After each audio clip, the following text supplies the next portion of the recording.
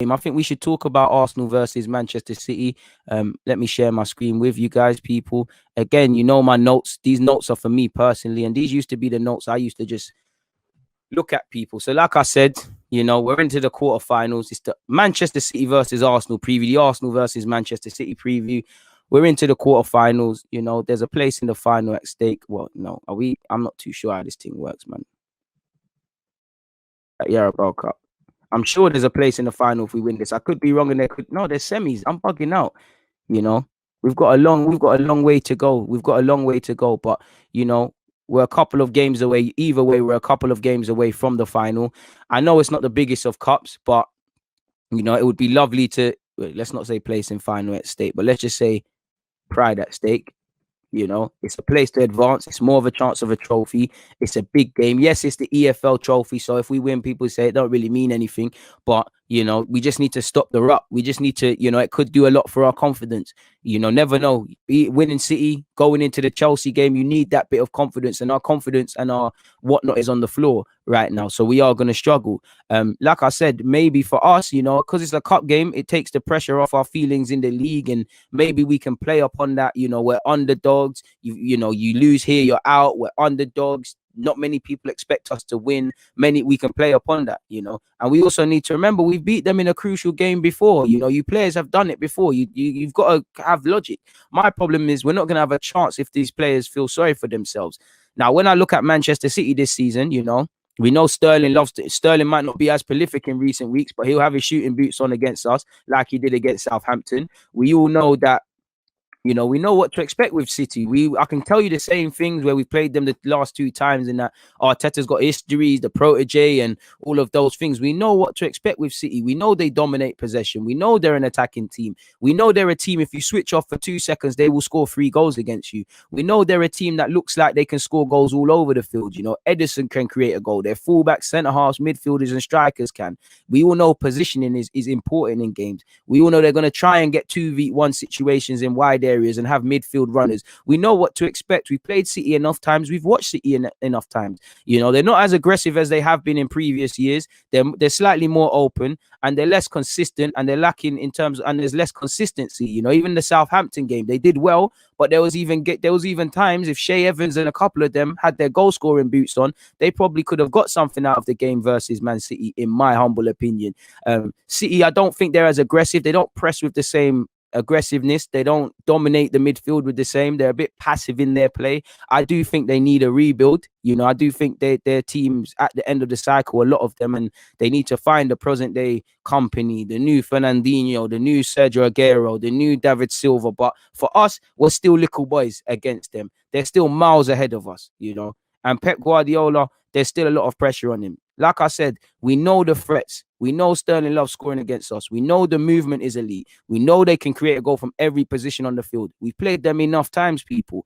We've played them enough times. So I'm not going to do my usual preview. If you have any self-respect, you'll turn up tomorrow and go out fighting. The form we're in, it could get very long. I've actually seen Fulham ultimately lost, but Fulham put in a respectable performance. West Bromwich Albion, maybe it was because of a new manager. West Bromwich Albion gave them a good performance, St. Mary's and the form Southampton is always going to be tough for anyone, but, Man City had to work for them points. Last time we played, we only lost 1-0 in the league to them, but at the same time, only losing is still losing. And like I said, I don't want to see, in a healthy way, I don't want respect for City. Obviously, respect them like you would respect any opponent, think about their threats, but have a go. Have a go at them. Try and look at Leeds. Leeds had Pep begging for a point. I'm not saying be open because we're poor in the transition. I'm saying believe in yourself. Do not go there with an inferiority complex. And for me, the crucial one is you need to have self-respect. If you have any self-respect, you'll turn up tomorrow. And I've said that in every game we've lost.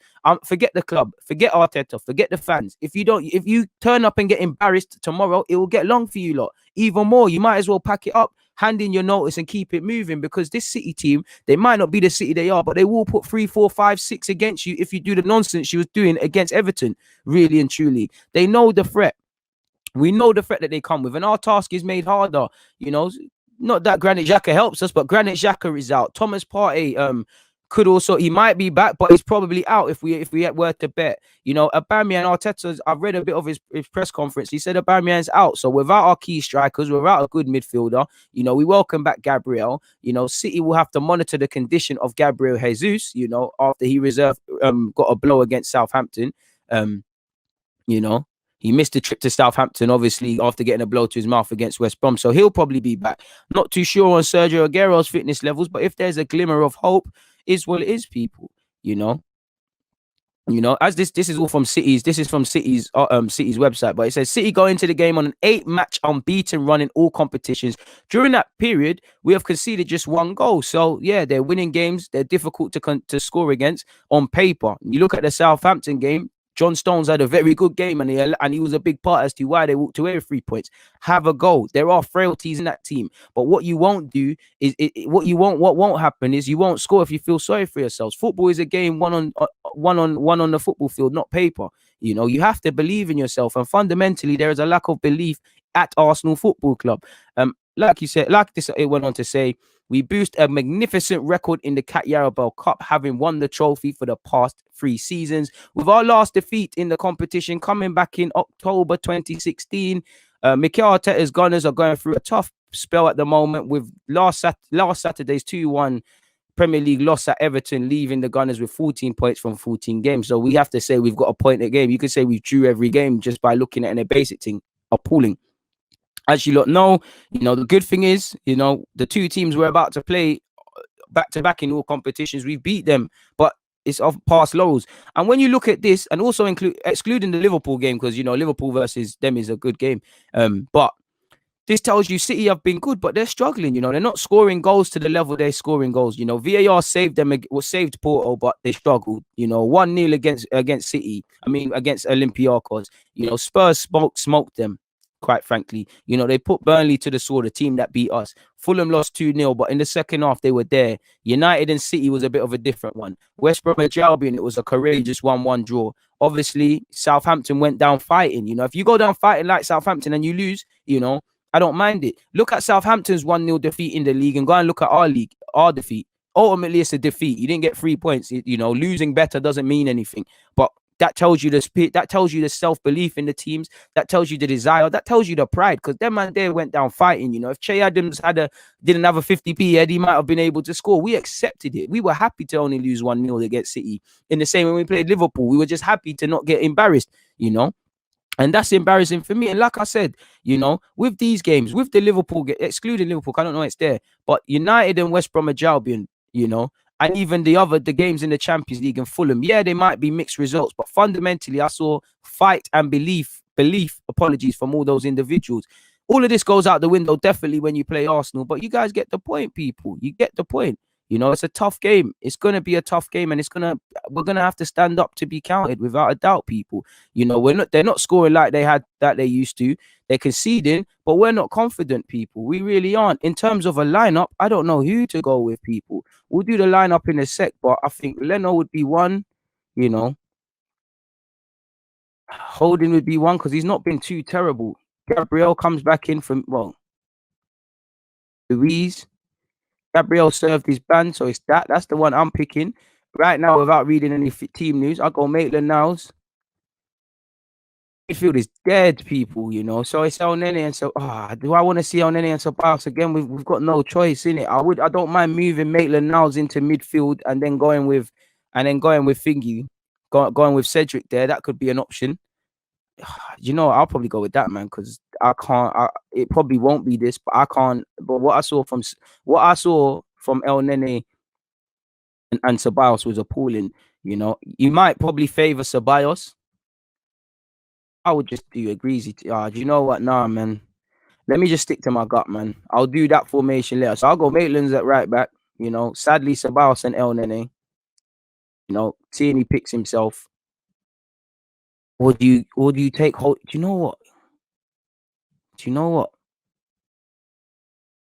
I think you take Holding out of that, I think you take Holding out of that. You go Tierney. I think I'll go Tierney. I think that makes Saka come into the team. And then that just leaves the front three in it, and the front three for me, Pepe, Lacazette, Martinelli. And then I'm hoping that Martinelli, Saka, and Tierney, that's where the strengths comes with.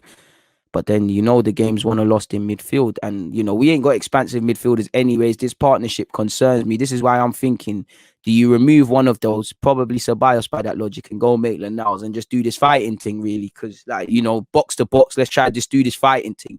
I'm not too sure if El Nene is. Both of them will probably play, and like I said, I would like to drop one, but both of them have been appalling. If I'm gonna keep it 100% trill, so Bios, I don't know what he's on, man. He's just concerned with giving players verbal than actually being a footballer. El Nene's form's been decent this season, but he's been woeful, full stop. Martinelli and Saka pick themselves, as does Gabriel and Tierney, assuming Gabriel's actually served the suspension. I would like to see Reece Nelson, but I just give Pepe a run again. And I think, you've got to go with Lacazette ahead of other people, because other people haven't taken their chances, simply put, really and truly. It's as simple as that, people. Please make sure you're all hitting the like button. Please make sure you're all hitting the like button. And here we go, man. Holding Gabriel Tierney, that's what I changed. Ceballos is going to play. I've got to play Tierney. I can't be given. This is not a game for rests, in my opinion. You can get your rest when we play on Saturday and on Boxing Day. Love Sky Top. Big up all the members. Please make sure you're hitting the like, bro. It doesn't matter. It doesn't matter at all. It doesn't matter. It doesn't matter. It really doesn't matter. Yeah, they drew against Leeds. Pep Guardiola was begging for a point against Leeds. I would look to bring Reece Nelson in, but for me, I'm going with Martinelli, man. I'm going with Martinelli. Full stop. Reading through you lot's comments. Apologies, people, seeing what you lot are saying. Big up the Twitch gang. Big up yourself. Come on, man. Big up yourself as well, man. Robin, appreciate all you guys tuning in each and every time.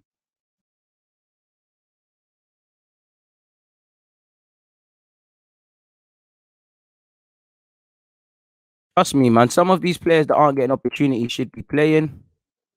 I like the Celtic lad a lot. Wasn't there one of his last games? He chipped a penalty and it looked very good. Same game Christie scored. Christie scored a peach of a goal, man. You can already see it. I'm not too sure. I know Chambers has played in the middle, but to be fair, at this moment in time, we've got a thingy, man. We've got to try something. It don't really matter at this moment in time, really. So you're right in that regard. But yeah, man, that's probably the lineup I would go with, people, really and truly, man. Like El Nene was terrible. Like the midfield, both of them shouldn't play, but it's like who the hell are we gonna have in there, people? And with that being said, I think it's high time that we move into what Arteta specifically has had to say, people. Let me quickly stop screen, bring that one back for you guys. Big up the 500 odd of you in here. It means a lot that you lot are tuned in. Let's go on Arsenal.com now, people. Now we're here, and you can see Arteta on Man City, Aubameyang, and handling pressure. On the result in the Cat Yarabal Cup being a distraction from the league, he said, "This is what we want to use it for as well. It's a competition we want to try to win. We have two difficult opponents before in Leicester and Liverpool. We managed to beat them both. We got away with it against Leicester. We needed penalties against Liverpool. Forgive me if I'm wrong. We managed to beat them both, and we are now playing at home. We are one step closer to Wembley. So it's a really nice game to play, as this is the type of game we are looking for throughout the season." That's a lot of talking. If this is the sort of game you're looking for in the games you want to play in, play like it. And that comes from the manager, but also the players. He was then asked on if the job is tougher than he thought when he took it. He said, "Well, I could not think about some of the challenges we've been through this year for many different reasons, some internal at the club and some external with the pandemic. Then as well with some of the results we have picked up in the last few months in the Premier League, but probably as well, I could not imagine some of the nice moments we had when I stepped in, probably the FA Cup. I knew the challenges that we were facing, that we'd been going through for a couple of years or more already.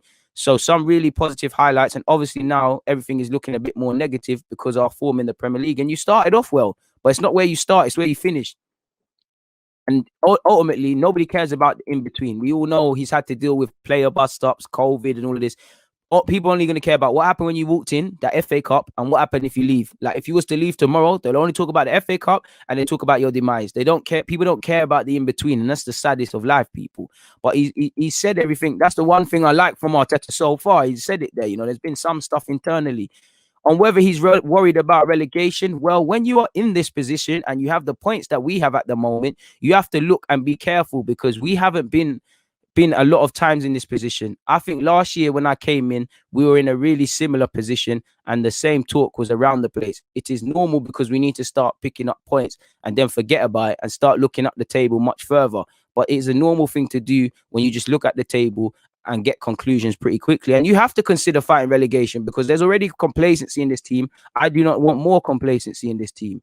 Just scrolling down to see how much is actually here, people. Cool. Moving away from that though, people. Um, like he said, we have to worry about relegation. He said on the atmosphere in the dressing room at the moment, I didn't say that I don't pay attention. I said I don't read. I do pay attention and I have to be aware, and I'm aware of what is happening, and that's part of my job. What I am saying is that I don't read. If I had started reading all the comments where they are positive or negative, it would drive me mad. And my suggestion to every player is exactly the same. All the time it happens with social media as well, because you cannot control who is writing and what their intentions are. So it's very dangerous. It's a very dangerous thing to do. And that's true. You know, players should turn off from social media time to time. When you talk about the dressing room and the atmosphere at the club, the atmosphere is good as it can be. When we are all hurting because of the results in the Premier League are hurting us, everyone is worried and everybody is suffering because we want much more. We are working to get much more. In the dressing room, when you are losing football matches, it is difficult because they suffer as well, because they care, because they want more. If they care and they want more, they wouldn't make these same mistakes and they wouldn't let people just simply drag 3 points from them. They would put more of a fight up, like it wasn't there against Goodison Park and many different results. So if this is how you fight, it's what concerns me, because if this, you're telling me you lot are fighting and stuff and I'm seeing that, boy, wouldn't want to be with any of you lot on a night out and things go pear-shaped, because it's not going to end well for man.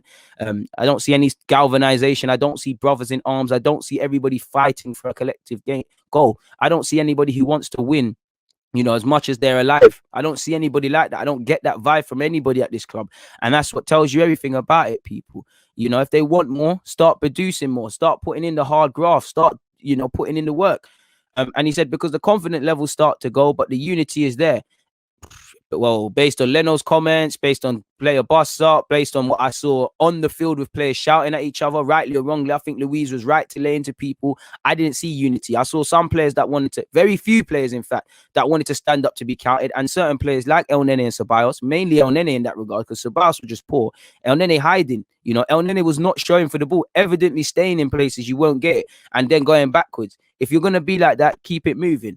Is there 100% unity around this club? It is impossible at any club, even when you win, because when players are not participating, it is more difficult. But when you look at the perspective about how we are losing football matches and how we are where we are, it's pretty incredible. Last year, we won the game against Everton with a 25% chance of winning. You win 3-2. Bro, what are you talking about, man? We know this. Forget the statistics thing. Last weekend, it was a 67% chance of winning any Premier League game in history, and a 9% chance of losing, and you lose. 3% against Burnley and you lose. 7% against Spurs and you lose. There's something else apart from that. It's just not the performance on the field. So again, this sounds like cop-outs. When I hear Arteta talking about this, when I talk about points, this tells me excuses, and I want to hear solutions. These are not solutions. What are you telling me about win percentages? You know, there's clubs out there that are scoring more goals than they were expected to, and people that are scoring less, like us. These statistics don't mean anything. This screams you don't have any ideas. You know, you don't have any ideas. What was the win percentage when Aston Villa played Liverpool? What was the win percentage then? And who went and won that? Why? Of course, it was a crazy game, but Villa believed in themselves. What are you talking about? What was the win percentage of us versus Burnley, whether our poor form or not? You know, absolute nonsense you're coming out with. Nonsense. It don't mean anything. Stop looking for excuses, because you sound stupid with this, you know. It's absolutely nonsense. He said it is something that needs to go away. And at the moment, saying that it doesn't care and you lose. The only thing that anyone cares is that you lose a football match. And this is what he hear. What he hear? You lot know this ain't my English, people. I don't know what I think that whoever's typing up this thing needs to learn how to type. I don't know what that is, but that just sounds like stupidness from Arteta. On whether he has any good news on Aubameyang. Aubameyang is feeling much better, and he was more positive yesterday than in the previous 2 days. We'll have another scan in the next few days, and we'll see how quickly we can get him back in the team. But we know how important he is for us. He feels that responsibility, and he's trying his best to get fit as quickly as possible. Not going to go any more on that. And I'd assume, he's going to miss tomorrow, with the hope of, if he is going to be involved, we've got him back for the league game Boxing Day, Saturday against Chelsea. And he said why possession isn't converting itself into chances, because it's what you do with possession. It's what you do with it. It's about passing to disrupt the opposition. It's about how you get that ball into the back of the net. We think having the ball for the sake of it means a thing. When you just have players playing 5-yard passes, a lack of movement, very left-hand centric, you're very easy to read as a team. Like he said, I'm zero interested in ball possession.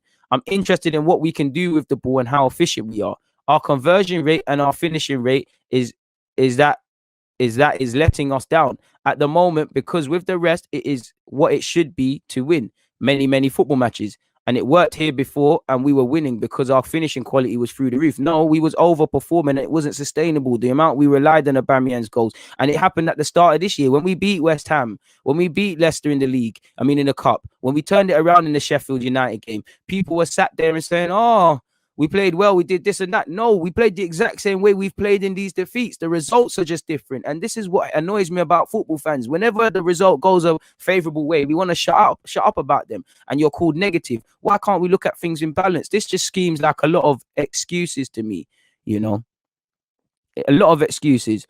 A lot of excuses. It's not making any sense to me, people, really and truly. He said he said at the end of the day in football, both boxes make a difference. And if you don't make it right in your own one, and when you get into your opponent's box, you don't put it in the net, that's what makes results go one way or another. And last time I checked, that's exactly what football is. He was then asked on, you lot can see it, the form on younger players. He said it's part of what they have to do and what they have to go through to become really important players for this club. You have to see how people react in difficult moments, and they have to experience themselves to get through these difficult moments and how they're going to handle the pressure. If they're able to do that, they have to handle good moments, and how they handle that to continue performing at the level that is required here. So it's another experience for them. And I must say that they've been much more mature, responsible, and efficient than I was expecting. So in my opinion, they're doing very well. On how the pressure compares to being an assistant at a club, at a team like City, he said, well, it's different, because at the end of the day, the decision making is completely down to you.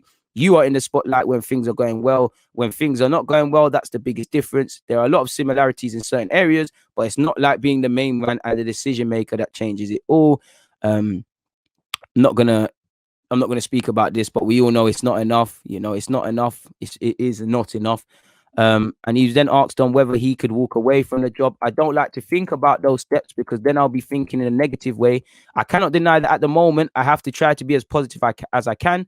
I believe in what we're doing, try to modify things to make it work better and stay strong. We're going through a lot of difficulties. The last thing we want to be thinking about more is more problems coming up in the next few months. I'm not in that state of mind. I know the responsibility that I have and why I'm here.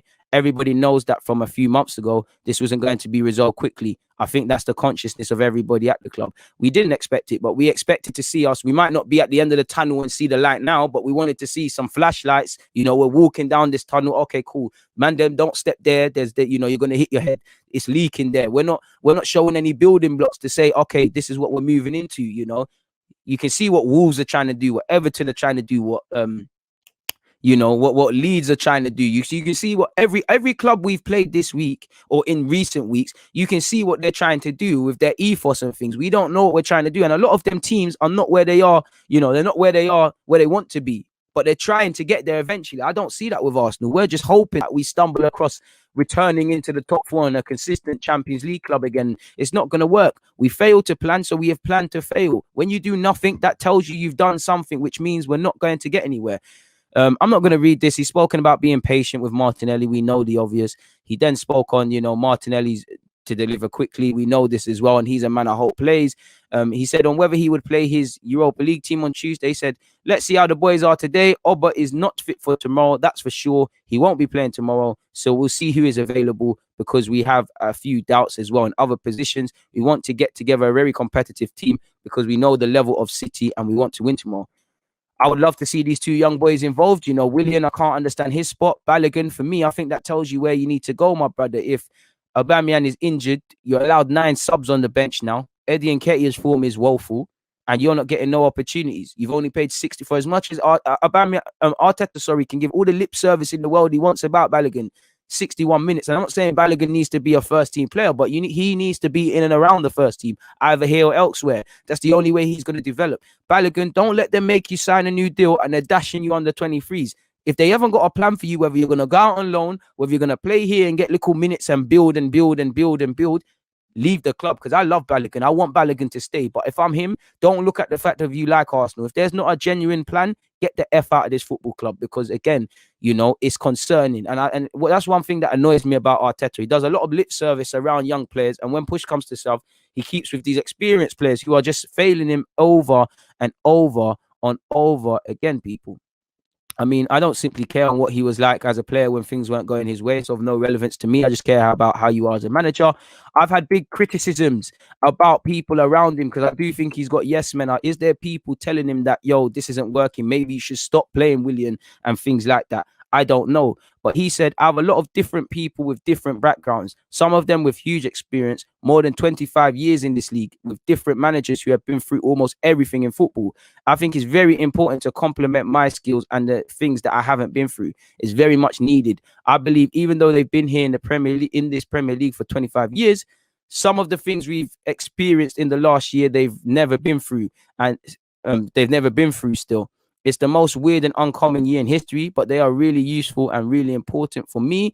And he also went on to say, on the dynamic between them, he said, I am very hard on myself, believe me. We have a really open relationship and discussions to evaluate everything that we are doing constantly. What can we change? What can we do after? What's working? How can we maintain them? How can we give a players a lift? How can we be more stable in this club? It's a lot of things being discussed all the time. Not only with them, it's the same relationship I have with Edu and with the board members and all members of staff here. It's not about a man making all decisions. It's about how we can make this function better. And none of you are functioning, on the sporting front. Arteta, you're not doing nothing. People above you, they haven't brought in players or got rid of players or tied down contracts or done anything. So we're collectively moving into nonsense. A lot of you, it just feels like a lot of you are left to your own devices. I haven't really got time for it. And I do appreciate where he said, we need to be, we can't be victims and things. And I do appreciate what he said about Martinelli. We can't put too much pressure on Martinelli. We cannot put that pressure of being a club saviors on his shoulders. As I said, he brings that enthusiasm that the fans can see because he's got something special. And even though I agree with that sentence, he does. Forget him being special in his potential. We just want players who get it. Martinelli, whether he wants to perform because he's a young man and he wants to play football, he cares about the club and things, he gets it. We see effort. We see someone that wants to try score goals or just win a game of football. So forget the fact that fans can see him as special, same as Saka. They just look like two footballers that want to play for Arsenal Football Club. In the same way, when we've played other teams, they've had 11 players that just look like they want to play a game of football. That's why there's a lot of pressure. And this is why you need to do more, are you reining it home to the more experienced players, the Xhakas, the Bellerins, the Williams, that, fans believe more in you. You've won the Premier League. The Arsenal fans don't give a crap about that. They'd rather Saka and Martinelli. That should kill you inside, Willian. That should kill you. Willian should be playing to the standard where we're saying, how did Chelsea let him go? Or Ceballos, how were Madrid stupid enough to loan him out again? Instead, a lot of us would drive Willian ourselves to whatever club he wants to go with. We can't wait to see the back of Ceballos and not just them, too many other players. There is pressure on him to deliver, but I'm pretty sure fans would rather the effort and the naiveties that the Martinellis, the Sakas, the Balagans, the Smith Rowes, all of these sort of players, they'd rather persist with that than players who are experienced and consistently making the wrong decisions each and every time. It's not going to help them. Big up the 500 of you locked in. Please make sure you're hitting the like button, people. It doesn't cost a thing. So I'm not too sure I believe in any of this tosh that he's necessarily saying, but let's let him, is what it is. Hey, we finally up to 500 odd likes, people. 571 of you in here. 522 likes. Please get the like button up, people. Please get the like button, man. It means a lot. Moving forward with that, and we're almost done, people, really and truly. Look, we've previewed the game, we've spoken about rumors. I just wanted to take